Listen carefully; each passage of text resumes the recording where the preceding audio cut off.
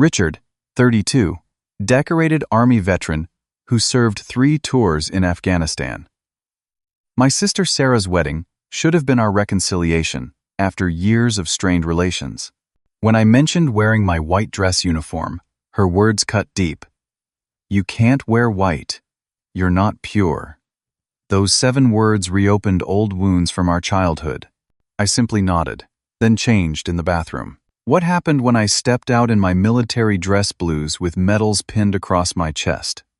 Before I tell you, please like and subscribe to hear how family reunions can become battlegrounds of their own. I guess to understand what happened at Sarah's wedding, you need to know about our childhood first.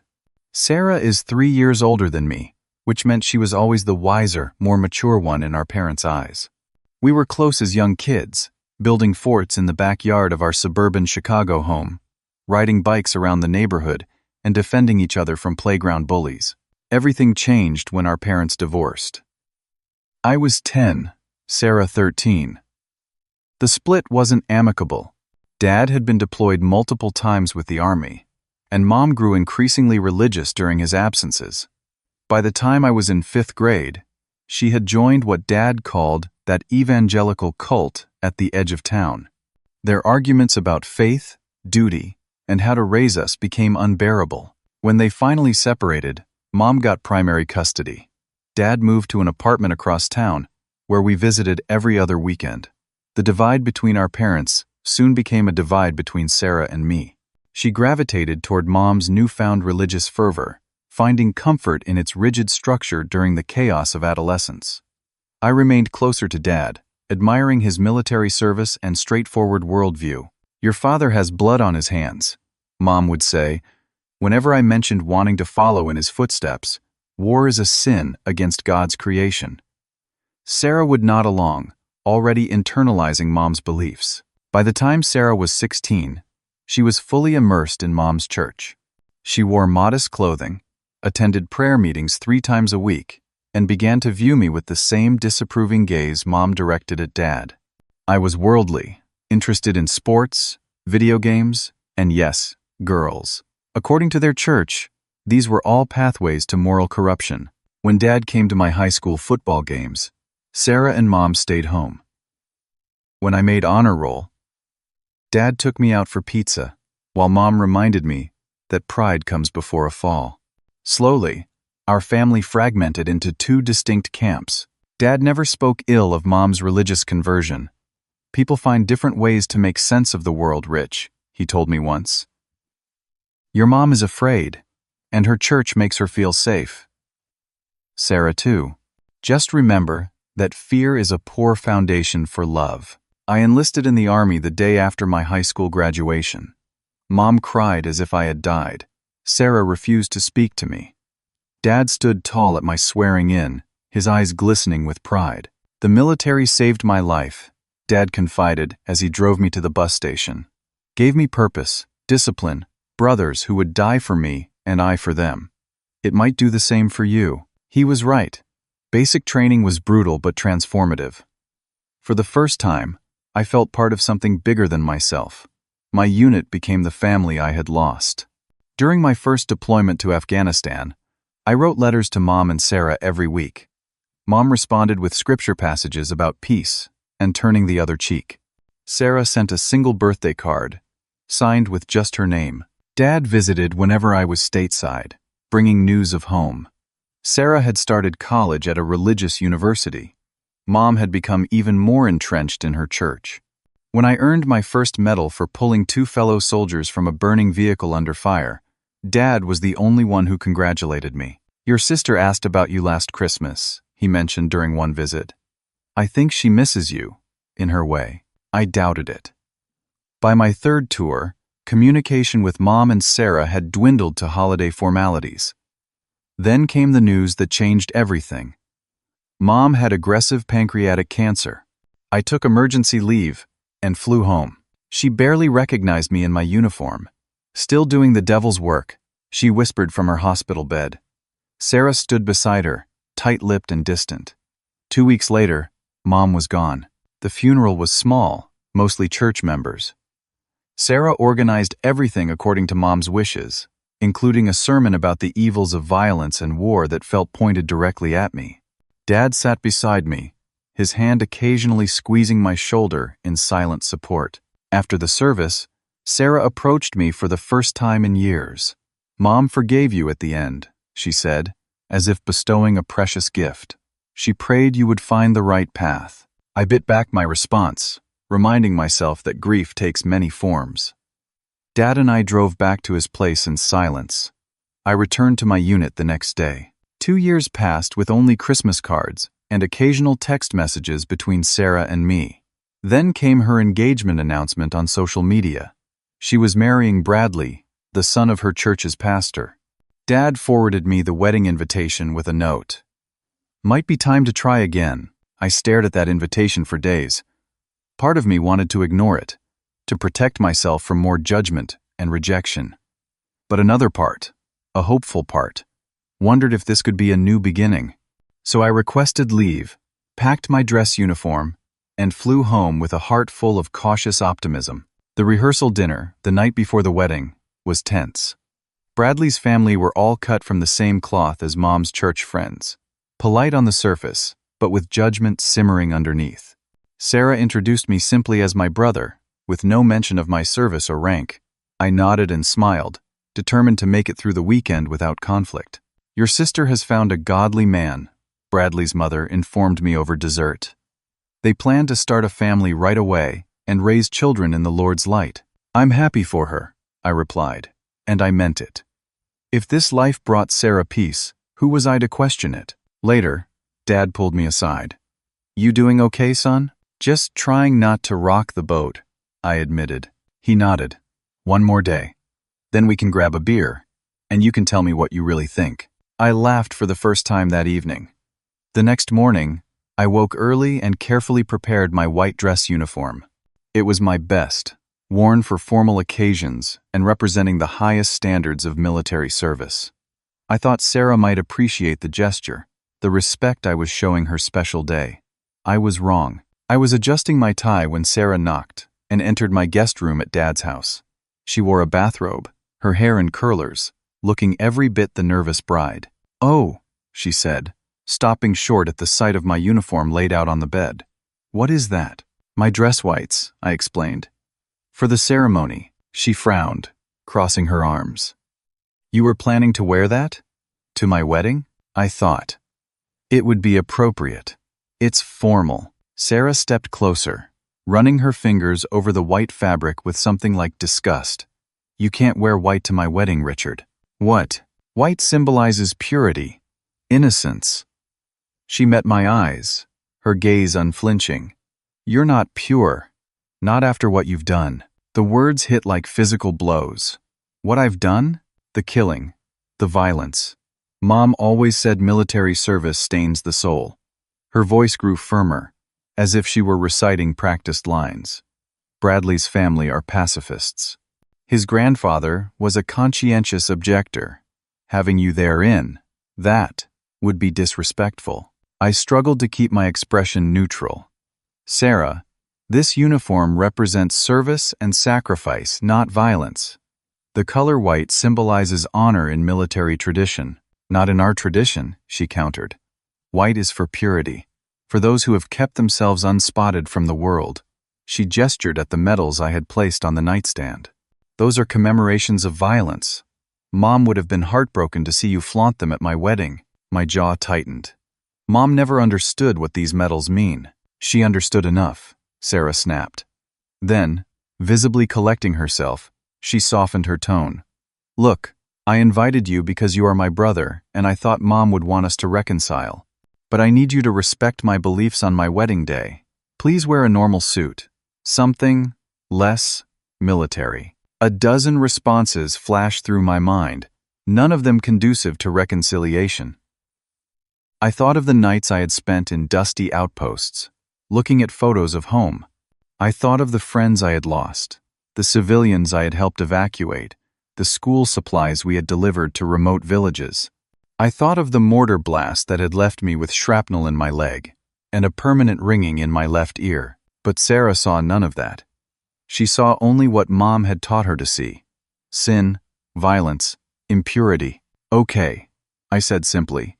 I will change. Relief washed over her face. Thank you. I have to get back. Hair and makeup, you know. She hesitated at the door. The ceremony starts at 2. Dad will drive you. After she left, I sat on the edge of the bed, my hands shaking slightly. My phone buzzed with a text message from Martinez, one of my closest Army friends. Knock 'em dead at the wedding, Captain. Tell your sis I said congrats. I set the phone down without responding. Martinez had no way of knowing what had just transpired, how utterly unwelcome my service was at this family gathering. For a moment, I considered packing my bags and leaving. I could be on a flight back to base by noon, avoid this whole charade. My phone rang. Dad, how's it going over there? He asked. I'm picking you up at 1:30. Sarah just left, I said, my voice hollow. She doesn't want me to wear my uniform. A long silence followed. What are you going to do? I stared at my white uniform, at the medals I had earned through blood and sacrifice. I brought my blues too. The dress blues? With your medals? Yeah. Another pause. Son, you have nothing to be ashamed of. Nothing. I know that, Dad. I sighed. But it's her wedding. It is, he agreed. But you're my son, and I'm proud of you. Wear what feels right.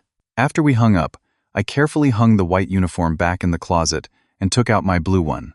As I prepared it, smoothing every wrinkle, I thought about what Sarah had said. Not pure. As if my service had somehow contaminated me, made me unworthy of wearing white at her sacred ceremony. I showered and shaved, moving mechanically through the motions. All the while, memories surfaced. The weight of a wounded comrade across my shoulders as I carried him to safety. The face of an Afghan girl as I handed her a book. The letter from a mother, thanking me for bringing her son home alive. Were these acts of impurity? Or were they the purest expressions of humanity I had ever experienced? By the time Dad arrived to drive me to the wedding, I had made my decision. I would wear my blues, I would wear my medals, and I would hold my head high. You look sharp, Dad said when I got in the car, his eyes taking in the blue uniform with its rows of ribbons and medals. Really sharp. I nodded, not trusting myself to speak.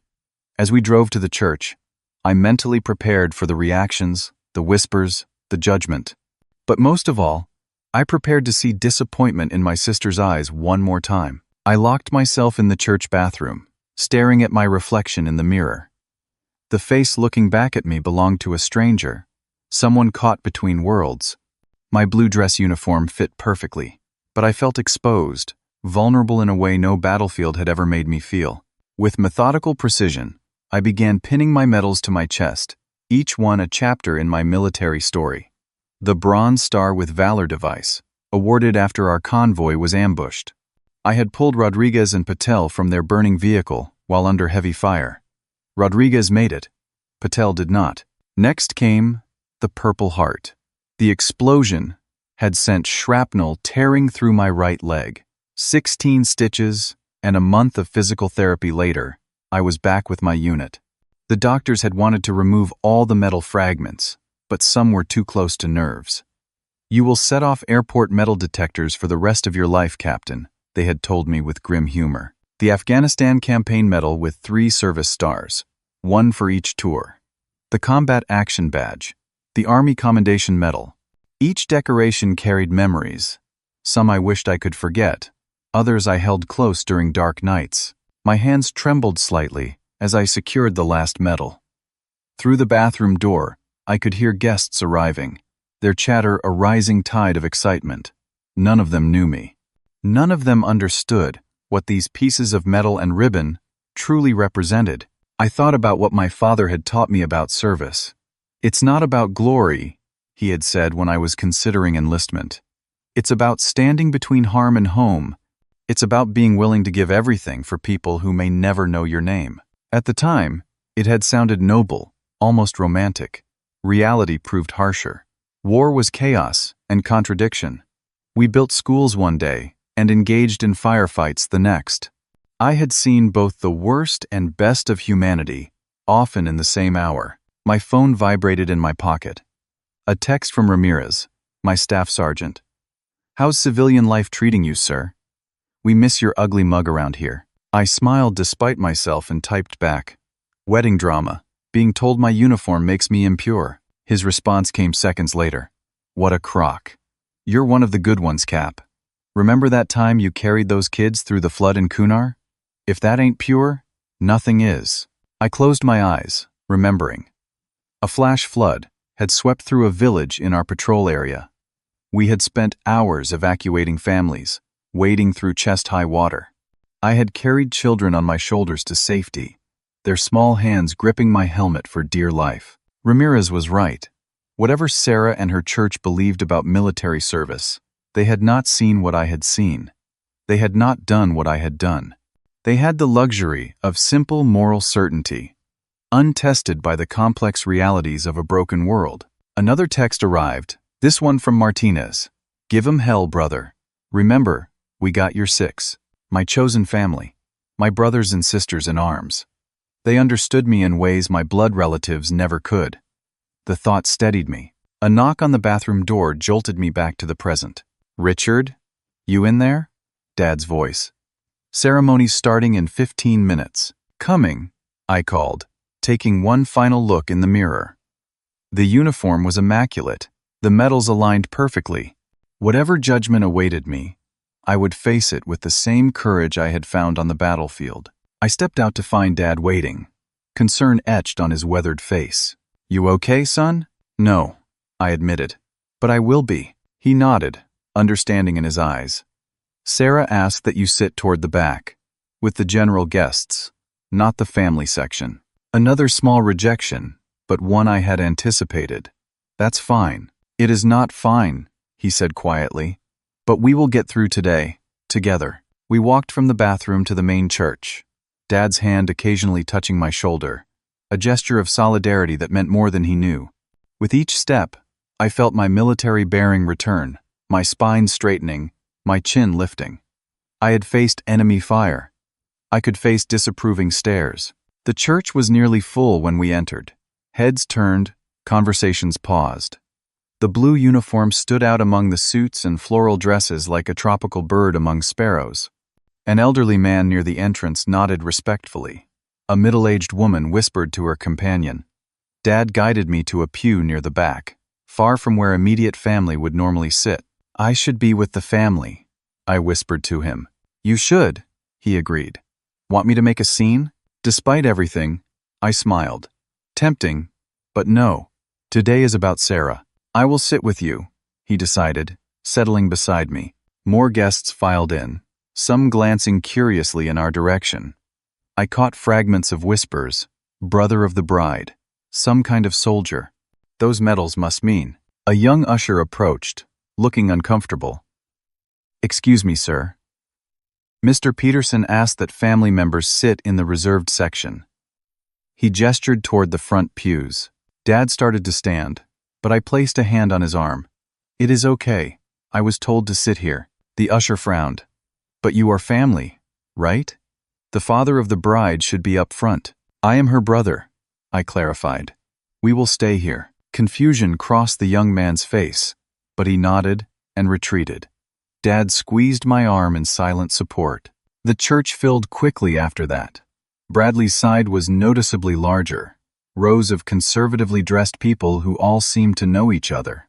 The pastor, Bradley's father, took his position at the altar, his expression solemn. Music began, signaling the start of the ceremony. The bridesmaids processed in, followed by Bradley and his groomsmen. None were in uniform. None, I suspected, had ever served.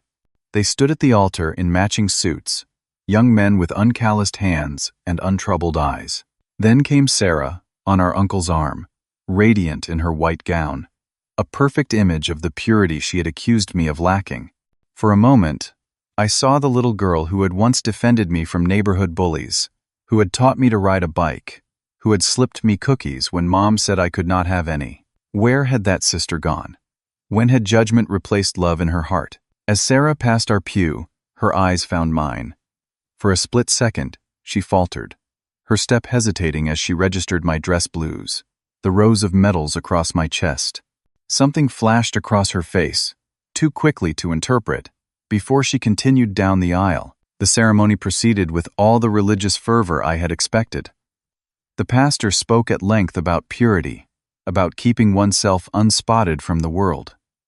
Each word felt like a stone placed on my chest. Marriage is for those who have kept themselves pure in thought and deed, he intoned, his gaze sweeping the congregation. For those who have turned away from worldly violence and embraced the path of peace.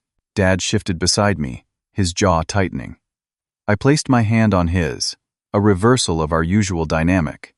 This time, I was steadying him. When the pastor asked if anyone objected to the union, a moment of silence fell. I felt eyes on me, wondering if the estranged brother in military dress would cause a scene.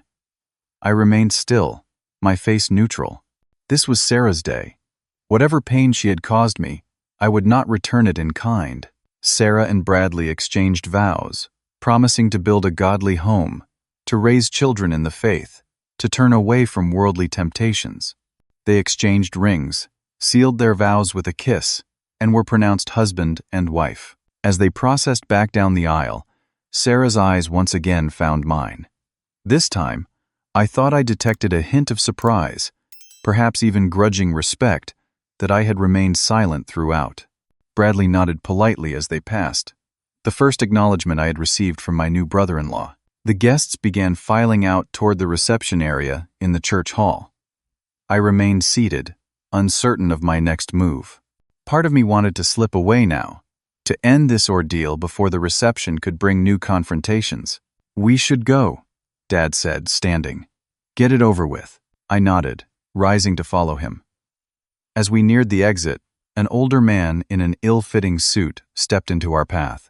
From his resemblance to Bradley, I guessed he was the groom's father, the pastor who had just officiated. "You must be Sarah's brother," he said, his smile not reaching his eyes. "I was not informed you would be wearing that." And so it began. The reception hall adjoining the church had been transformed with white flowers, tulle, and twinkling lights. Tables draped in white linen surrounded a modest dance floor, and a three-tiered cake stood on a table of honor. It would have been beautiful if not for the tension that followed me like a shadow. "Find us seats near the back," Dad murmured as we entered. "I will get us drinks, something stronger than punch if possible." I nodded, scanning the room for an inconspicuous table. Most guests were still milling about, congratulating the newly married couple in a receiving line by the entrance.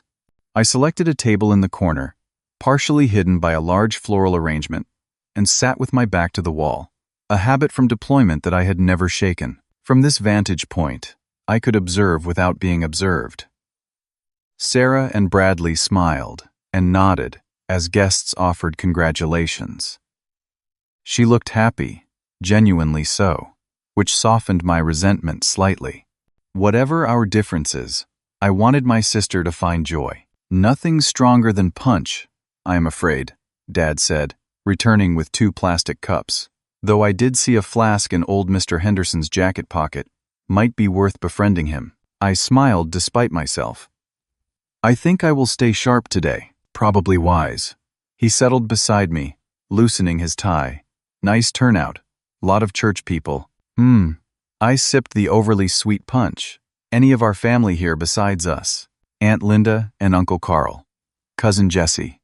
The rest sent regrets." He paused. "Most of them asked about you, you know. Wanted to know how you were doing over there." This surprised me. "What did you tell them?" "The truth. That you were serving with honor. That I could not be prouder." He met my eyes. "That is the truth, son." Before I could respond, a commotion near the entrance caught our attention. Bradley's father, Pastor Peterson, was gesturing animatedly while speaking to a middle-aged couple. His voice carried across the room in fragments. Military display. Inappropriate. Knew what this day meant. Dad tensed beside me. "Talking about you? Seems likely." I kept my expression neutral, years of military discipline holding my emotions in check. Pastor Peterson's gaze found me across the room, his disapproval palpable even at a distance. He said something else to the couple, then began making his way toward our table, weaving between guests with determination. "Incoming," Dad muttered. I straightened in my chair, shoulders back, chin up, battle stance. "Mr. Walker, Pastor Peterson addressed my father first, ignoring me completely. I must express my concern about your son's attire. We specifically requested formal wear appropriate to a Christian ceremony. Dad's expression hardened.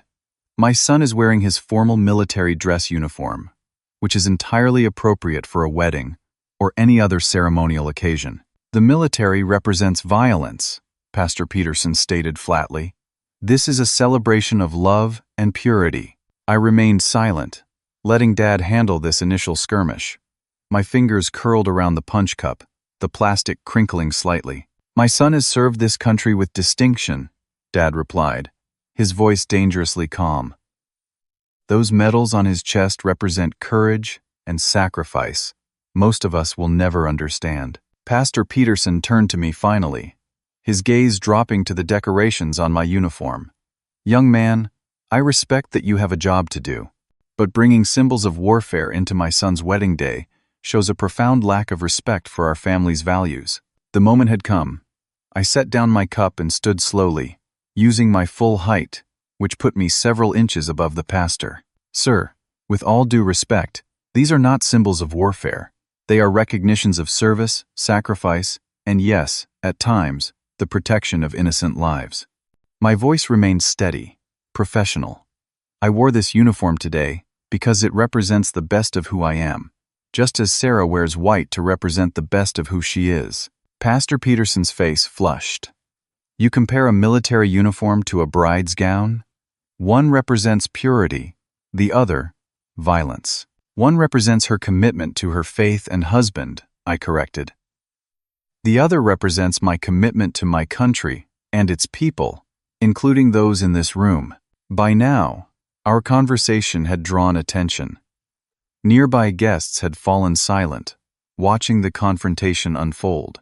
From the corner of my eye, I saw Sarah and Bradley approaching, her expression a mix of anger and embarrassment. What is going on here? She demanded, looking between me and her new father-in-law. Your brother was just explaining why he chose to disregard your wishes on your wedding day, Pastor Peterson said. Sarah turned to me, her eyes flashing. I asked you not to wear white. I did not ask you to come in full military regalia with all your war decorations. The phrasing stung. War decorations. As if they were costume pieces, rather than symbols of life-altering experiences. Sarah, I began carefully. I respected your wish about the white uniform, but this blue uniform is who I am. These medals represent years of my life. They represent violence, she insisted, echoing her new father-in-law. Mom would have been heartbroken to see this display. The mention of our mother ignited something in me, a slow-burning fuse finally reaching its charge. Mom never tried to understand what I did or why I did it, I said quietly. Just like you never asked about my experiences. Not once in all these years have you asked what these medals mean or what they cost me. Bradley, who had been silent until now, stepped forward. What do they mean? His question, simple and direct, caught everyone off guard. Sarah looked at him in surprise. Pastor Peterson began to interject, but Bradley raised a hand to silence his father. I would like to know, he said, his eyes on my chest full of ribbons and medals. If you do not mind explaining. The room had grown silent, dozens of eyes now fixed on our small group. I took a breath, considering how to condense years of service into a brief explanation. This one, I began, touching the bronze star, is for an action under fire. Our convoy was ambushed. 2 of my men were trapped in a burning vehicle. I pulled them out while under enemy fire. Bradley nodded slowly. And they survived? One did. Staff Sergeant Rodriguez. He has 3 children now. I swallowed hard. Specialist Patel did not make it. The Purple Heart? Bradley asked, pointing to another medal. For wounds received in combat. The same ambush. I did not elaborate on the shrapnel still lodged near my spine, the occasional numbness in my right leg, the nightmares that sometimes woke me. I continued through each decoration, explaining their significance as concisely as possible.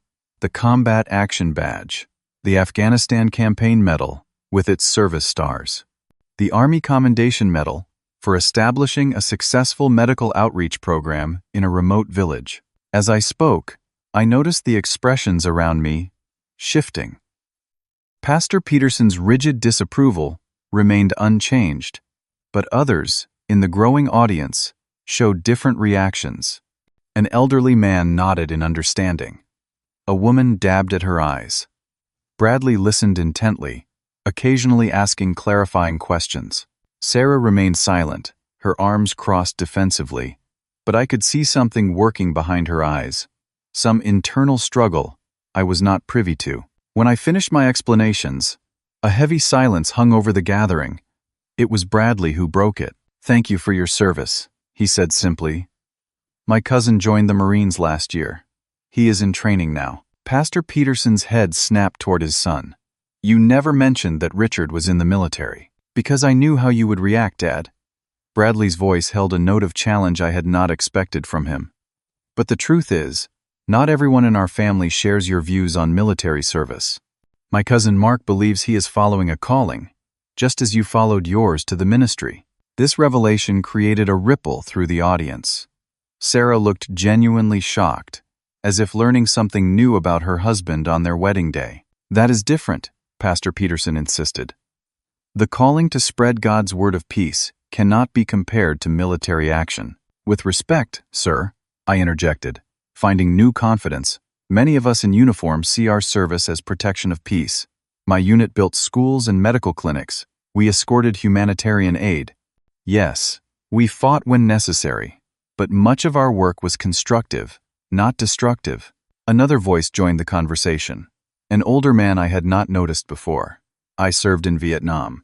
Came home to people calling me baby killer, spitting on my uniform."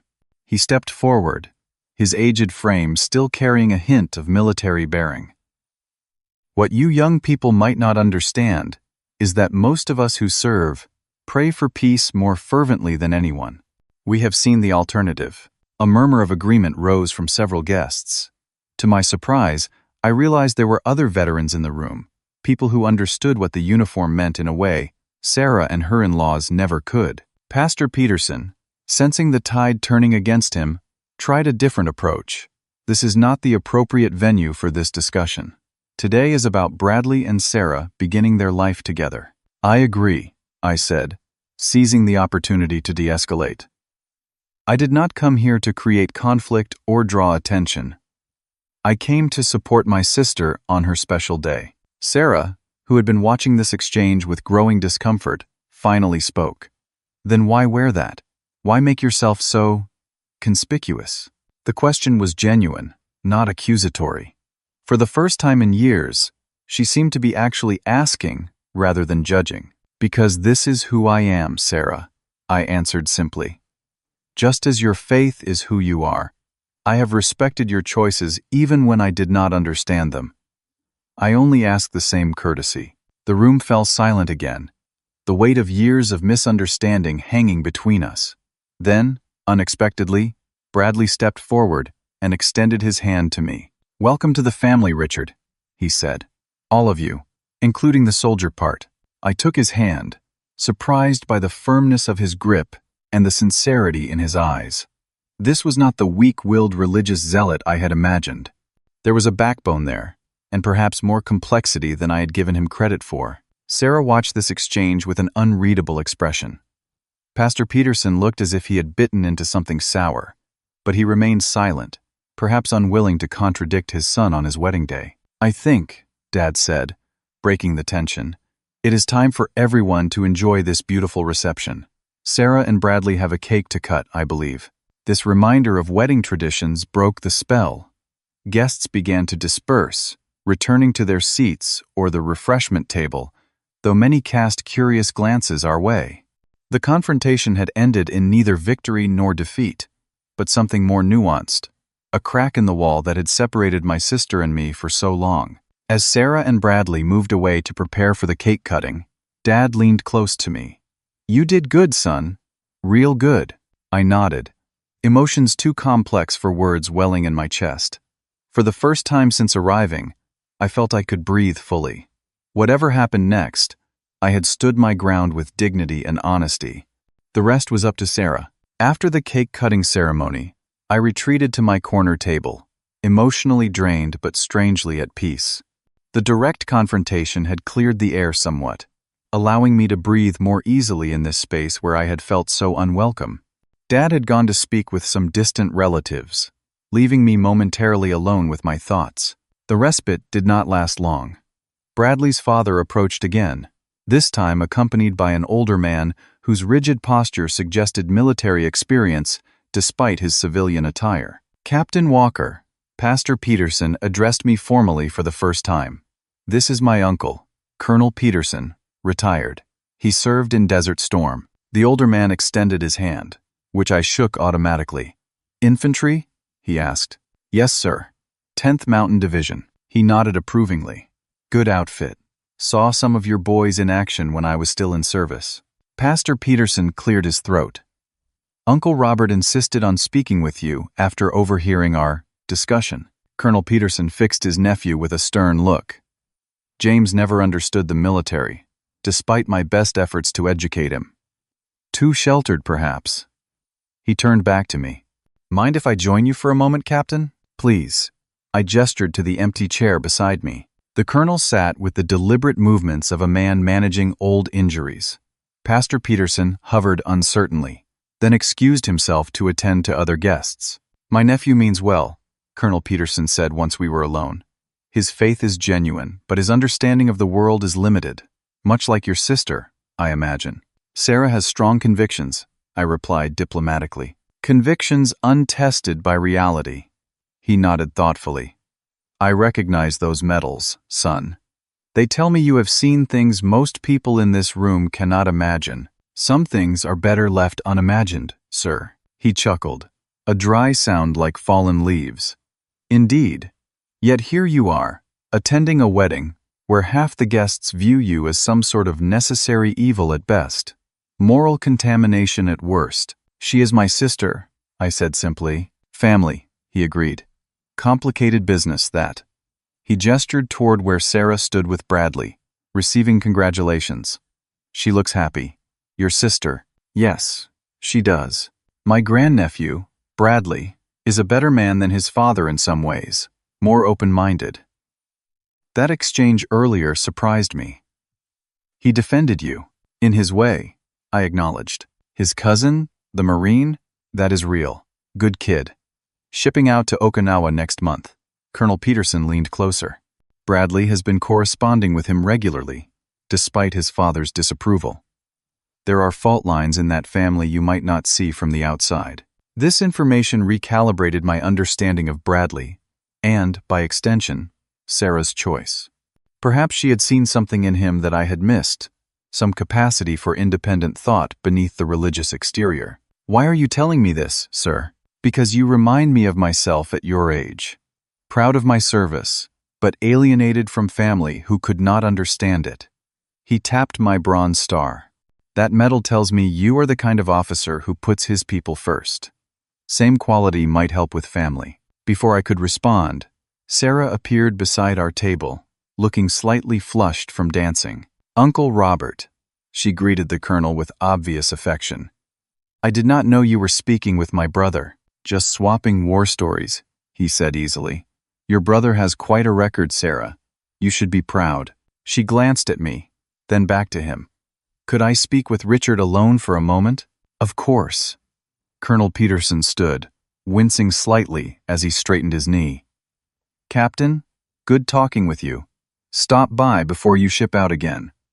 I would like to hear more about Afghanistan. After he departed, Sarah took his vacant seat, arranging her wedding dress carefully. We sat in awkward silence for a moment. So, she finally said, that was quite a scene earlier. I did not intend to create a scene. Yet you knew your uniform would provoke a reaction. I met her gaze directly. Just as you knew your comment about purity would provoke one from me. She had the grace to look slightly abashed. Perhaps I could have phrased that differently. Perhaps. Another silence fell between us. Years of unspoken thoughts and feelings creating an invisible barrier. Bradley's cousin is really joining the Marines? She asked eventually. According to Colonel Peterson, did you not know? She shook her head. Bradley mentioned a cousin in California. Nothing about military service. She twisted her new wedding ring absently. It seems there are things we still do not know about each other. Many things, I agreed. Sarah smoothed an invisible wrinkle from her dress. Richard, I invited you because despite everything, you are my brother, my only sibling. I thought Mom would want us to try. Mom would want me to be someone I am not, I countered. Just as you do. That is not fair, isn't it? When have you ever asked about my life, Sarah? My actual experiences, not what you imagine military service to be? She looked away. I was afraid of what you might tell me. That I am a monster? A killer? Is that what you think I am? No, she said quickly. At least, I do not think so now. What changed? Hearing you explain those medals. Seeing how Bradley responded to you. Even his father's uncle seemed to respect you. She hesitated, and, remembering who you were before. You were always the kind one, Richard. The one who rescued injured birds, who cried when Dad ran over that squirrel with his car. The memory surprised me. I had forgotten that incident, the small funeral we had held for the unfortunate rodent, complete with a shoebox coffin and flowers from Mom's garden. I am still that person, I said quietly. The uniform did not change who I am, Sarah. It just gave me the chance to protect people who cannot protect themselves. She nodded slowly. I think I am beginning to see that. From across the room, Bradley caught her eye and gestured questioningly. She waved back reassuringly. I should get back to my husband, she said, the words still new and slightly awkward on her tongue. But Richard, I am glad you came. Even in that uniform. A small, tentative smile. Maybe especially in that uniform. It forced us to actually talk, after all these years. She stood, smoothing her dress again in a nervous gesture. Will you stay for the whole reception? There is dancing soon. I will stay, I promised. As she walked away, I felt something shift between us, some first thawing of the ice that had encased our relationship for so long. It was not reconciliation, not yet, but it was a beginning. Dad returned, 2 plates of cake in hand. Peace negotiations going well? He asked, sliding 1 plate toward me. Ceasefire declared. I replied. Tentative diplomatic relations established. He grinned. Good enough for a wedding day. The reception continued around us, the traditional elements unfolding one by one. First dance. Father-daughter dance, with our uncle standing in for our deceased mother. Bouquet toss. Through it all, I remained at our table, occasionally conversing with guests brave enough to approach the man in uniform, but mostly observing. To my surprise, several guests sought me out specifically to express gratitude for my service or to share stories of family members who had served. One elderly woman clasped my hand and told me about her late husband, a Korean War veteran who had suffered from what they now call PTSD. He never talked about it, she said sadly. Not in 40 years of marriage. I wish he had found the words, as you did today. As the evening progressed, I noticed Bradley making his way toward me, weaving between dancing couples. He carried 2 flutes of champagne and offered one to me as he sat down. My father does not approve of alcohol, he said with a slight smile. Another point of contention between us. I accepted the glass. You are full of surprises, Bradley. As are you, Richard. He clinked his glass against mine. To new family. We sipped in companionable silence for a moment. Sarah told me more about your childhood, he said finally. About your parents' divorce, your mother's religious evolution. That is a diplomatic way of putting it. He smiled ruefully. I was raised in the church, but I have my own relationship with faith, less rigid than my father's, much to his ongoing disappointment. And Sarah is okay with that? Sarah is on her own journey. He glanced toward where she danced with a young flower girl. She loved your mother deeply and adopted many of her beliefs as a way of maintaining that connection. But she has her own mind. I used to know that about her, I admitted. Before everything changed. People can surprise you, Bradley said. My cousin Mark, the one joining the Marines? My father nearly disowned him. I have been secretly supporting his decision, sending him care packages at boot camp. My father would be furious if he knew. Why tell me this? Because I want you to know that Sarah did not marry a carbon copy of your mother or my father. I have my own thoughts, My own values. He straightened slightly. And I respect what you do, Richard. Mark has told me enough about his training to understand the commitment it requires. I studied my new brother-in-law with fresh eyes, recognizing depths I had not anticipated. Thank you for saying that.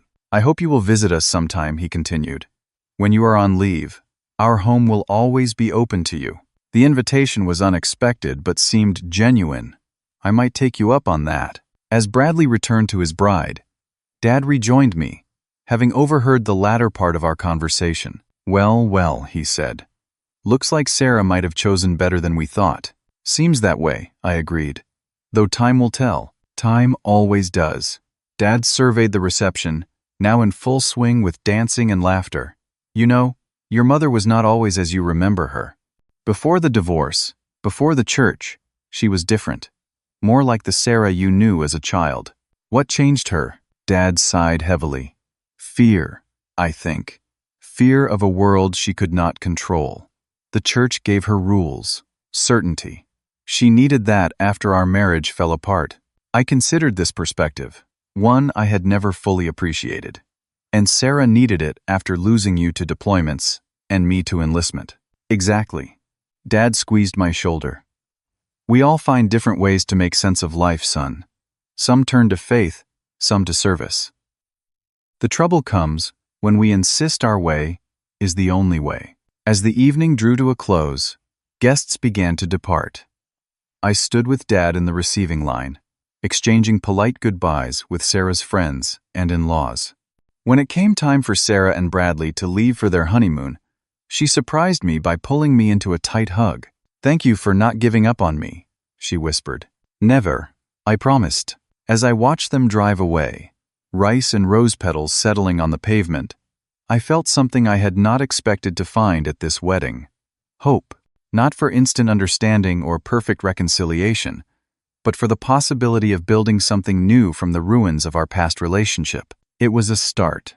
The morning after the wedding, Dad and I sat at his kitchen table, nursing coffee and reviewing the previous day's events. Sunlight streamed through the windows, illuminating dust motes that danced in the air like miniature constellations.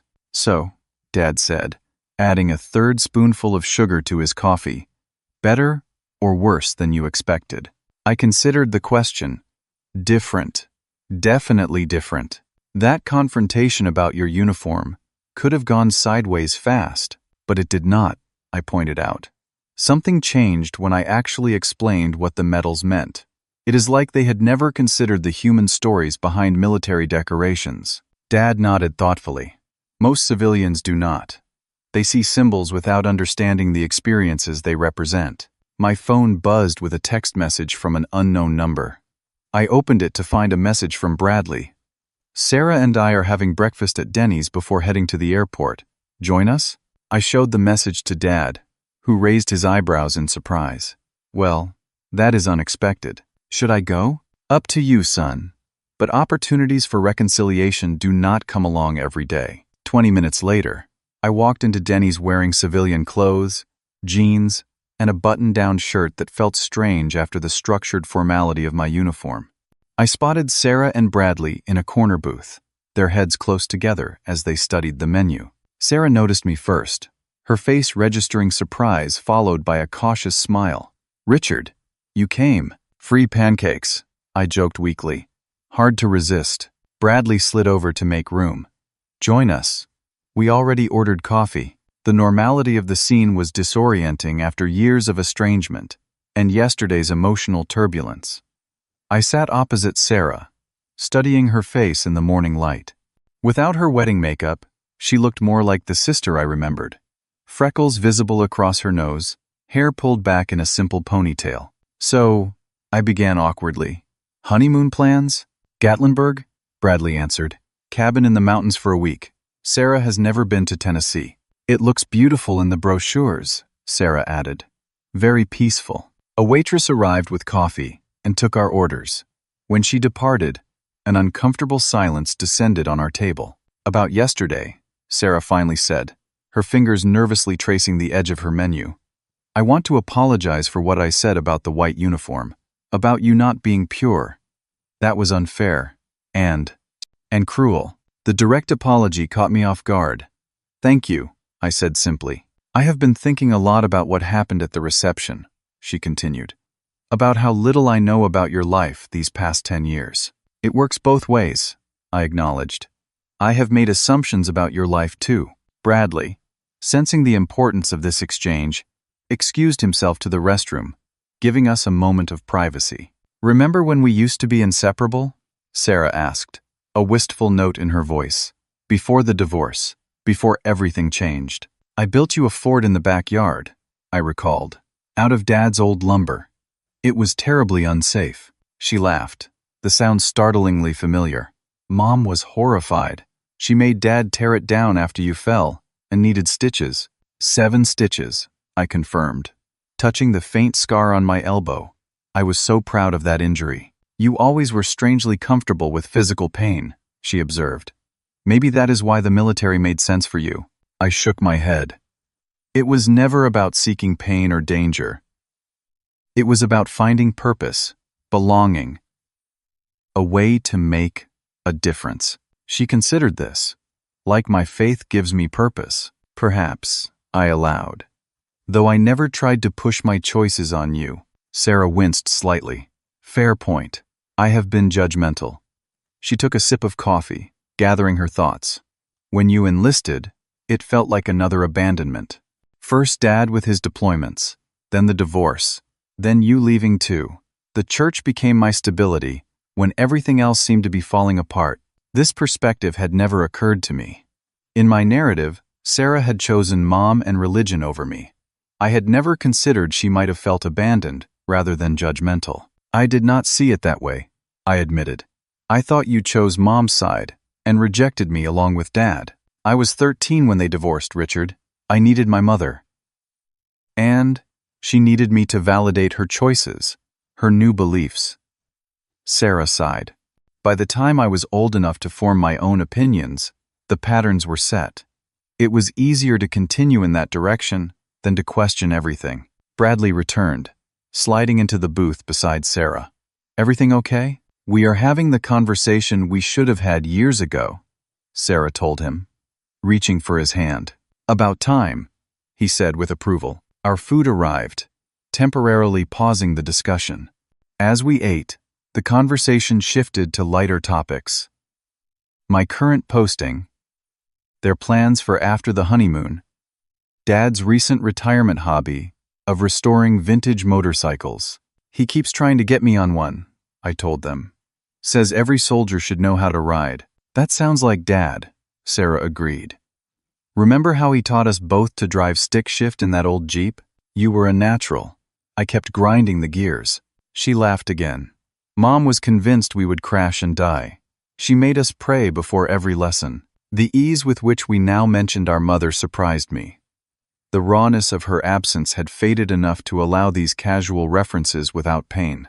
"Richard," Bradley said, as we finished eating, "I know this is sudden, but would you consider visiting us after your current tour ends? We have a guest room. It is not much, but you would be welcome." The invitation seemed genuine. I glanced at Sarah, who nodded encouragingly. "I would like that," I said. "Thank you." We lingered over coffee, exchanging contact information and tentative plans. As they prepared to leave for the airport, Sarah hesitated, then reached across the table to grasp my hand. "I am sorry it took this long," she said, "for us to start talking again." "Better late than never," I replied, squeezing her hand gently. Outside the restaurant, we exchanged awkward but genuine hugs. As their taxi pulled away, I felt a weight lift from my shoulders.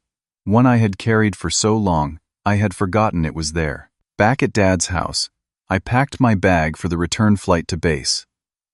Dad leaned against the doorframe, watching me fold my uniform with military precision. "Productive breakfast?" "Very," I confirmed. We talked.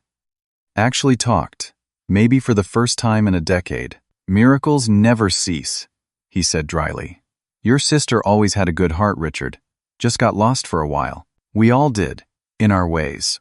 Dad helped me carry my bag to the car, his movements slowing with age but still strong. At the airport, he hugged me fiercely. "I am proud of you, son. Not just for your service, but for yesterday. You stood your ground with dignity, showed them who you really are. Thanks, Dad, for everything. On the flight back to base, I scrolled through my phone, stopping at a new text from Sarah. Safe travels. Let us know when you land. Thinking about planning a visit to see you next spring if that works. A simple message, but one that would have been unimaginable 48 hours earlier. I typed back, sounds good. Take care of each other. 3 days later, I was back in uniform, reviewing training schedules with my executive officer when my phone buzzed with an email notification. Sarah had sent photos from the wedding, including one I had not known was taken. Me in my dress blues, explaining my medals to Bradley, with Sarah watching from the side, her expression thoughtful rather than judgmental. The subject line read simply, "Proud of my brother." A small step, but a significant one. The long journey of reconciliation had begun. 6 months passed. The seasons changed, missions came and went, and life continued its relentless forward march. Through it all, something unexpected developed: regular communication with Sarah. It started with occasional text messages, evolved into weekly phone calls, and gradually became a normal part of my life again. Today marked a significant milestone. Sarah and Bradley were visiting my base for the weekend, their first time seeing my military world. I waited at the visitors' center, anxiety and anticipation battling for dominance. "Captain Walker?" The young specialist at the desk called my name. "Your visitors have cleared security." Moments later, Sarah and Bradley walked through the doors, looking both excited and intimidated by the military environment. Sarah spotted me and broke into a genuine smile before embracing me. "Richard, it is so good to see you." "You too," I replied, surprised by how much I meant it. "Welcome to Fort Drum." Bradley shook my hand warmly. "Thanks for having us. This is quite a place." "Home sweet home," I said, gesturing to the sprawling base beyond the visitor center. "Let me show you around before we head to my place." As we walked the grounds, I pointed out various facilities: headquarters buildings, training areas, the commissary, and community centers. Sarah asked thoughtful questions, showing genuine interest rather than the judgment I had feared. "It is like a small city," she observed as we passed the base chapel, "complete with its own church," Bradley noted, nodding toward the building. "Do you attend services here?" "Sometimes," I admitted. "The chaplains here understand military life. They offer perspective without judgment." Bradley nodded thoughtfully. "Faith looks different in different contexts, something my father struggles to understand." At my apartment in the officers' housing area, I had prepared a simple dinner. As we ate, conversation flowed more easily than I had dared hope. "So," Sarah said, setting down her glass, "I have been meaning to ask you something important." I braced myself, old habits dying hard. "Go ahead." "Those medals you wore at the wedding, the ones I dismissed so cruelly." She met my eyes directly. "Would you tell me the full stories behind them? Not the abbreviated version from the reception, but what really happened." The request surprised me. "Are you sure?" "Some of it is not easy to hear." "I am sure," she said firmly. "I want to understand your life, Richard. The real version, not the one I imagined." Bradley reached for her hand. "We both do," so I told them. Not the sanitized, civilian-friendly versions, but the raw truth of combat operations in Afghanistan. I described the ambush that earned me the Bronze Star and Purple Heart, the sound of bullets striking metal, the smell of burning fuel, the weight of Patel's body as I dragged him from the wreckage. He had a photo of his parents in his pocket, I recalled. It was partly burned, but you could still see their faces. I made sure it stayed with him. Sarah wiped tears from her eyes, but didn't interrupt. I continued through each decoration, each story revealing parts of my military experience I had never shared with family. The humanitarian mission that went wrong when a flash flood swept through a village, the young Afghan translator who saved our lives by identifying an IED, the school we helped rebuild after Taliban forces destroyed it. That is what most people do not understand, I explained. Much of our work was constructive, not destructive. We built things, protected people, created spaces where children could learn without fear. When I finished, A lengthy silence filled the room, heavy with shared emotion. "Thank you," Sarah finally said, "for trusting us with those stories. Thank you for wanting to hear them." Bradley cleared his throat. "My cousin Mark was deployed last month. He sends emails when he can. Reading between the lines, I think he is experiencing some of what you described. If he ever needs someone to talk to who understands, I am available," I offered. Sarah reached across the table to grasp my hand. "I judged what I did not understand, Richard. The worst kind of ignorance." "We all did," I acknowledged. "I made assumptions about your faith journey too." "Speaking of which," Bradley interjected, "we have news." Sarah smiled. "We have joined a new church, more moderate than my previous one or Bradley's father's congregation. A place that values service to community and accepts different paths. Pastor Peterson must be thrilled," I remarked dryly. Bradley laughed. "He is coming around. Slowly, very slowly. And," Sarah added, "I have started volunteering with a veteran support group at the community center. Mostly administrative work, but it is helping me understand more about what returning service members face." This development astonished me. That is, unexpected. "The wedding was a wake-up call," she explained. "Seeing you stand your ground, hearing those stories, realizing how little I knew about your life. It made me question other assumptions too." The next day, I took them on a more comprehensive tour of the base, including a demonstration by my unit. Sarah watched with newfound appreciation as my soldiers executed their drills with precision and discipline. "They respect you," she observed afterward. "I can see it in how they respond to your leadership." "They are good soldiers," I said simply. "I am lucky to serve with them." That evening, we sat on my small patio, watching the sunset paint the sky in brilliant oranges and purples. The conversation turned reflective. "Do you remember what Mom used to say about purity?" Sarah asked suddenly. "That it was the highest virtue," I recalled. "Above all else, remain pure," she nodded. I accepted that without question for so long. But I have been thinking about what true purity might mean. And maybe purity is not about avoiding the world's complexities. Maybe it is about facing them with integrity. She looked at me thoughtfully. "Your service forced you to confront difficult moral situations, but you maintained your core values throughout. Is that not its own kind of purity?" Her insight caught me off guard.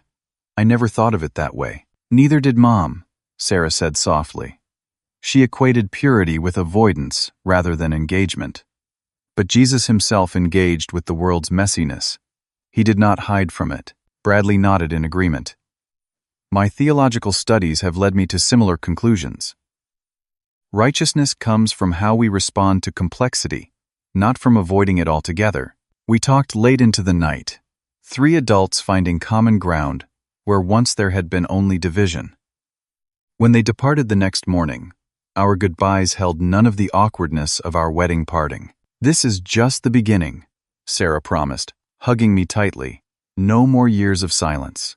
"I am holding you to that," I told her. In the months that followed, our communication deepened. Sarah sent care packages to my unit when we deployed for training exercises. I provided insights for her veterans support work. Bradley consulted me when his cousin Mark struggled with reintegration after his first deployment. At Christmas, we gathered at Dad's house, our first holiday together in nearly a decade. There were awkward moments, old patterns threatening to reassert themselves, but we navigated them with new understanding and patience. "Look at you two," Dad remarked as Sarah and I washed dishes after dinner. "Almost like the old days." "Better than the old days," Sarah corrected him. "We see each other clearly now." The healing continued, not in dramatic gestures, but in consistent, small interactions. Sarah attended my promotion ceremony the following spring. I helped them move into their new home that summer. We built a new relationship, one honest exchange at a time. What I learned through this journey was profound. True reconciliation requires both parties to step beyond their comfortable narratives. For years, I had cast Sarah as the judgmental religious zealot who rejected me, while she had viewed me as the violent soldier who abandoned family values. Both characterizations contained elements of truth, but missed the complex humanity behind our choices. The uniform that once divided us became the catalyst for our reunion. By forcing confrontation, it prevented us from continuing the polite avoidance that had characterized our relationship for years. Sometimes, standing your ground with dignity opens doors that compromise keeps firmly shut. As for purity, I came to understand that life rarely offers morally pristine choices. Whether in combat zones or family relationships, integrity emerges from navigating complexity with compassion and courage. The white uniform I was told I could not wear represented one kind of purity, but the blue uniform with its medals of service represented another kind, equally valuable and perhaps more hardly won. Today, 3 years after that pivotal wedding, Sarah and I speak weekly. She has a 1-year-old daughter named Emma, who knows me as Uncle Rich, and reaches for my uniform hat whenever I visit. Bradley has established his own ministry, one that welcomes veterans and emphasizes community service alongside spiritual growth. Dad beams with pride at family gatherings that no longer carry the weight of unspoken tensions. The journey continues, of course. Old wounds leave scars that sometimes ache, but we move forward with greater understanding of ourselves and each other, and with the knowledge that family bonds, once truly reconnected, can withstand even the most profound differences. Have you ever experienced a family division that seemed impossible to heal? What was the turning point that opened the door to reconciliation? Share your stories in the comments below. If this journey of healing family divisions resonated with you, please hit the like button and subscribe for more real-life stories of overcoming challenges. Remember that sometimes standing firm in your truth, with dignity rather than anger, can be the first step toward genuine understanding. Thank you for listening. And until next time, cherish the family you have, even when understanding seems distant.